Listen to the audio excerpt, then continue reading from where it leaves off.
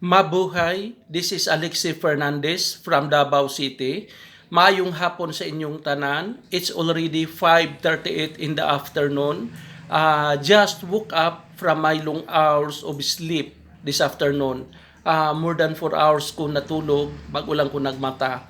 And at this moment, I'll be taking my late snack. This is my snack. Coffee and bread with cheese. This is my snack.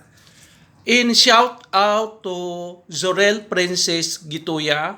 Happy Christening Day. Welcome to the world.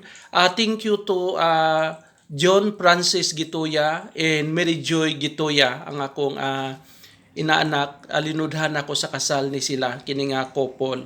Kagay ng buntag is nagpabunyag sila silahang the very cute and beautiful Zorel Princess.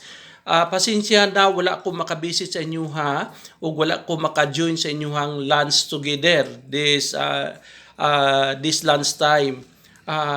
But I am hoping to see you before mo magbalik sa abroad. I hope you have time. Pasensya na wala ko makabisit sa inyo ha kay na ako sa church na mo kaganina. Then karong hapon natulog po ko. But God bless you all. Thank you for everything.